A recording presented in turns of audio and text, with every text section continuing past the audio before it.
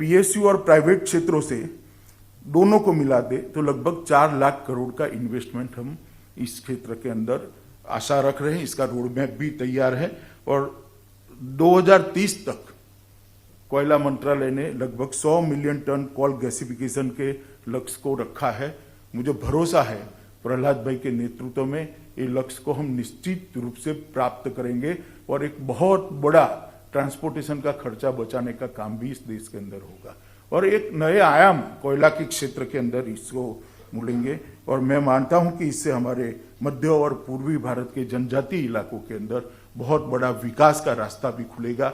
आप विकास की दृष्टि से देखो तो पश्चिम भारत और पूर्वी भारत है तो एक ही देश के दो हिस्से, मगर पश्चिम का विकास इस 70 साल में बहुत हो गया, पूर्वी भारत का विकास नहीं हुआ।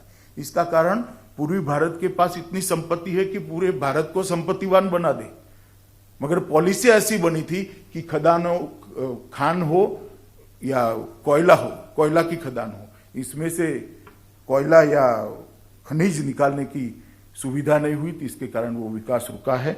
और नरेंद्र मोदी सरकार ने ये भी सुनिश्चित किया है कि ये जो विकास होगा वो व्यक्ति का भी होगा जहां खदान है, इसलिए मिनरल डेवलपमेंट फंड की रचना की गई है और लगभग 46,000 crore rupees mineral development fund के तहत वो जिलों के विकास के अंदर और ये जिलों के सबसे कम विकसित गांवों के विकास के लिए दिए गए हैं।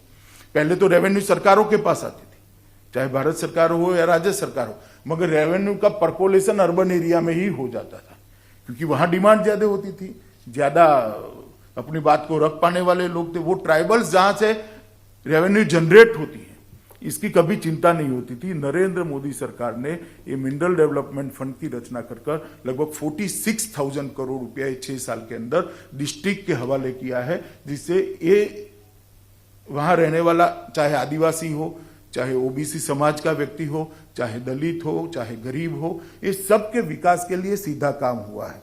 मैं मानता हूं कि ये एक और तो विकास को गति देना और विकास का परकोलेशन, रेवेन्यू का परकोलेशन ऐसी जगह पे करना जिनका अधिकार इस पर है, एक बहुत अच्छा मॉडल मोदी जी के नेतृत्व में हुआ है। मित्रों, मैं बताना चाहूंगा आपको कि 13-14 में लगभग 560 मैट्रिक टन कोयले का उत्पादन था और 19-20 में इसको पीछे मुड़कर देखते हैं तो 729 मैट्रिक टन तक पहुंच चुका है। मगर मैं मानता हूं इससे संतोष लेने जैसी बात नहीं है। हमने तय करना पड़ेगा कि जितना भी भंडार नीचे पड़ा है 20 साल के अंदर इसका संपूर्ण दोहन कर 30 साल के अंदर इसका संपूर्ण दोहन कर हमारे अर्थतंत्र को गति देने का प्रयास करें। जिस गति से वैकल्पिक ऊर्जा के स्रोत बन गए हैं, मैं मानता हूं कोयला जितने जल्दी जमीन के अंदर से निकालकर उसको ऊर्जा में परिवर्तित किया जाए वो हमारे देश के लिए और हमारे अर्थतंत्र के लिए, दोनों के लिए बहुत फायदे का बात होगा। आज मैं इस कार्यक्रम में ज्यादा बोलना नहीं चाहता। प्रहलाद भाई ने बहुत मेहनत की है, मैंने देखा है, बहुत सारे हर्डल भी आए थे कि कोयला क्षेत्र में रिफॉर्म करना मतलब रेगिस्तान के अंदर जहाज चलाने जैसी बात है। इतनी जकड़न वाला एक डिपार्टमेंट था।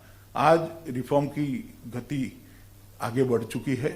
मोदी जी के विजन को प्रहलाद भाई ने जमीन पर उतारा है और मैं मानता हूं कि 2023-24 तक 1 बिलियन टन कोयला निकालने का जो लक्ष्य है ये वो प्राप्त कर पाएंगे। इसके साथ गरीबों के कल्याण के लिए भी ढेर सारी योजनाएं, आयुष्मान भारत हो, घर देने की हो, स्वच्छ भारत के तहत शौचालय देने की हो, बिजली और शुद्ध पानी देने की योजनाएं भी जिस क्षेत्र से ही आता है और कोयला क्षेत्र के मजदूरों के लिए हम लागू करने जा रहे हैं।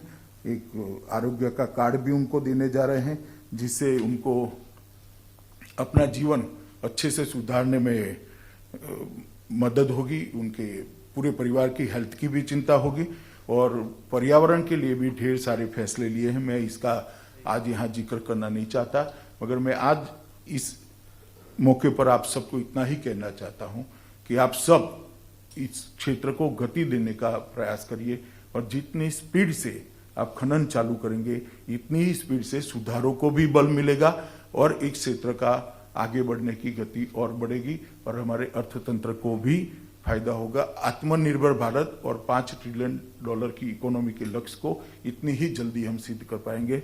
मैं फिर से एक बार प्रहलाद जोशी के नेतृत्व में कोयला मंत्रालय की पूरी टीम को हृदय से बधाई देना चाहता हूं कि इतने कम समय के अंदर ये रिफॉर्म्स को उन्होंने जमीन पर उतारा है और आज से आप लोग अपना काम शुरू करने के लिए आपको अधिकार भी दिया है और बाकी सारे रिफॉर्म भी आने वाले पाइपलाइन में ही है। मुझे भरोसा है कि आते ही $5 ट्रिलियन इकोनॉमी का जो हमारा लक्ष्य है, इसमें सबसे बड़ा कंट्रीब्यूटर कोयला क्षेत्र बन सकता है और बनने के लिए वो सुसज्ज भी है, तैयार भी है। आप सब भी तैयार है, तो सभी को बधाई देकर मेरी बात को मैं समाप्त करता हूं। वंदे मातरम। नमस्कार, मैं हूं मानक गुप्ता। अगर आपको हमारा ये वीडियो पसंद आया हो तो इसे लाइक और शेयर जरूर करें और हाँ, हमें सब्सक्राइब और फॉलो करना ना भूलें ताकि आप देश और दुनिया की कोई खबर मिस ना करें। तो जुड़े रहिए हमारे साथ और देखते रहिए न्यूज़ 24।